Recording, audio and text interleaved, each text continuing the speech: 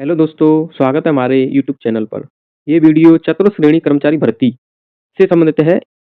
इसमें scrutiny form की जो डेट आई है वो 9 फरवरी से लेके 23 फरवरी 2026 तक रहेगी और इसमें जो डॉक्यूमेंट कौन-कौन से आपको तैयार करने हैं, तो इससे संबंधित ये वीडियो है, तो इस वीडियो को पूरा देखें ज़रूर। तो इससे संबंधित एक नोटिफ़िकेशन आया है, तो इसमें जो चतुर्थ श्रेणी की जो पद हैं 53,750 इसमें लगभग 2 गुना ले जाएँगे और जो क्षैतिज हैं श्रेणी उसके 5 या 10 गुना लिए जाएँगे स्टूडेंट डीवी करवाने के लिए। तो इसकी पात्रता जाँच या दस्तावेज़ सत्यापन हेतु सूचीबद्ध किया गया है। मतलब इसके लिए आप डेट देख रहे हैं 9 से लेके 23 फरवरी तक इसमें जो ऑनलाइन है वो दस्तावेज़ अपलोड किए जाएँगे। मतलब 10th की 12th की जो आपके डॉक्यूमेंट होंगे सभी उसमें अपलोड किए जाएँगे। तो आपको जो डॉक्यूमेंट हैं वो सभी पहले से ही तैयार करके रख लेने हैं।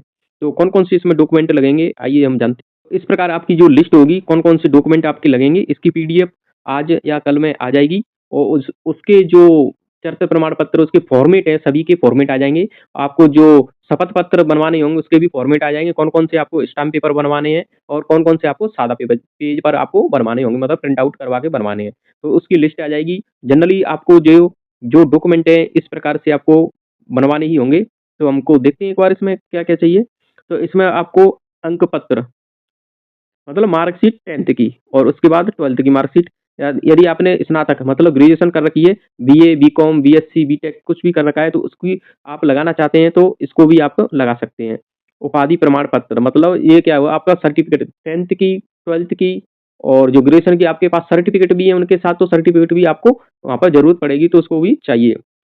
मूल निवास प्रमाण पत्र और जाति 2 चीज़ें हो जाती हैं, ये आपको बनवाने ही होंगे और हस्तलिखित जो फॉर्मेट आएगा उसमें आप अपने हाथ से लिखकर साइन करके वो अपलोड करना पड़ेगा।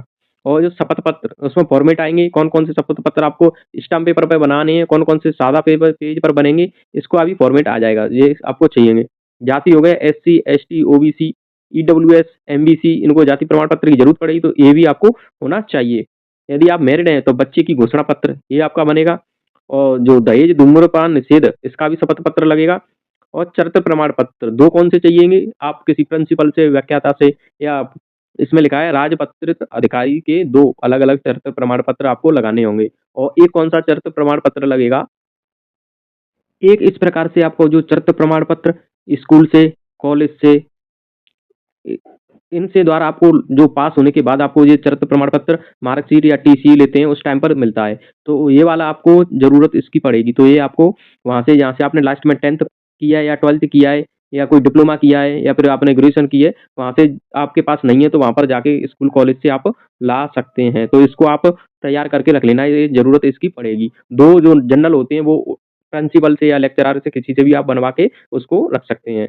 तो आपके 3 चरित्र प्रमाण पत्र हो जाते हैं। एक जो क्वालिफ़िकेशन वाला हो जाता है और एक नॉर्मल जो किसी भी स्कूल में जाकर या फिर अधिकारी से बनवा सकते हैं। तो ये 3 चरित्र प्रमाण पत्र आपको उस टाइम पर अपलोड करने होंगे या ज़रूरत पड़ेगी, तो इसको आप तैयार करके रख अब आपके पास 2 ये चरित्र प्रमाण पत्र हो गए, अंतिम संस्थान का जारी प्रमाण पत्र ये हो गए, स्वास्थ्य प्रमाण पत्र। ये जनरली आपकी जो 1 गुना की लिस्ट आने के बाद आपका जो जॉइनिंग होगी उस टाइम पे इसकी ज़रूरत पड़ती है, तो इसको आप अभी नहीं बनवाना है। यदि आपके पास अभी लिस्ट आएगी, ये आज तक आ सकती है शाम तक, तो उसमें जो क्रमांक या सही से उसमें पता चल जाएगा आपको ये बनवाना है या नहीं बनवाना है।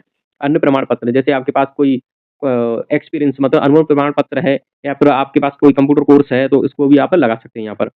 अब ये क्या होती हैं उपाधि या प्रमाण पत्र 10th की, 12th की, बीएससी की या आपने पीजी, यूजी कुछ भी किया है उसके प्रमाण पत्र भी होते हैं, तो उनकी भी आपको क्या पड़ेगी इसकी ज़रूरत पड़ेगी, तो वो भी आपको आपके पास होने चाहिए।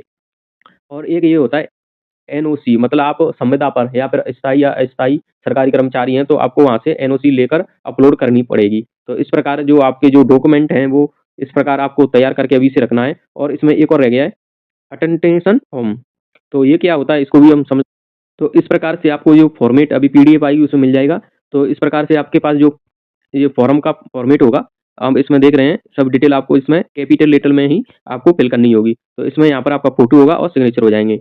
नेम हो जाएगा, सरनेम, रोल नंबर और मेरिट नंबर और आपका जो परमानेंट एड्रेस, होम एड्रेस इस प्रकार से ये डिटेल होती है आपको। यहाँ पर आपके पिताजी की डिटेल हो जाएगी, यहाँ पर एड्रेस-वैड्रेस यहाँ पर father, mothers names, husband, wife ये सब कुछ डिटेल इसमें कैपिटल लेटर में आपको ये फिल करनी होगी। और इसमें नीचे हम जाते हैं तो 10 नंबर पर आपकी क्वालिफ़िकेशन होती है। मतलब आपने एड्रेस स्कूल का, मतलब कॉलेज में या डिप्लोमा किया है, उसका एड्रेस, पिन कोड नंबर, कब आपने उसमें एडमिशन लिया और किस तारीख को आपने पास की, मतलब मार्कशीट पे जो पासिंग ईयर लिखी होती है वो यहाँ पर डेट दोनों हो जाएंगी। इस प्रकार आपके पास 10th की, 12th की, RCIT या फिर डिप्लोमा कोई या कोई सर्टिफिकेट है वो आप यहाँ पर डिटेल सभी भर देंगे।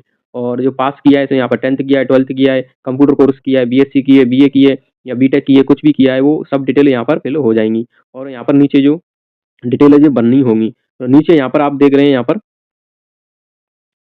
यहाँ पर कैंडिडेट के सिग्नेचर हो जाएंगे। ये आपको क्या करना है, यहाँ पर ये बनवाना होगा। किससे बनवाना होगा ये आप या प्रिंसिपल पर जा सकते हैं स्कूल में, वहाँ पर उनके सिग्नेचर मोहर लग जाएगी, उनके द्वारा ये यहाँ पर ये स्टाम्प लगा देंगे वहाँ पर मोहर स्कूल की। तो इस प्रकार से ये डिटेल है जो अभी इस प्रकार से आपको एक फॉर्म भरना होगा।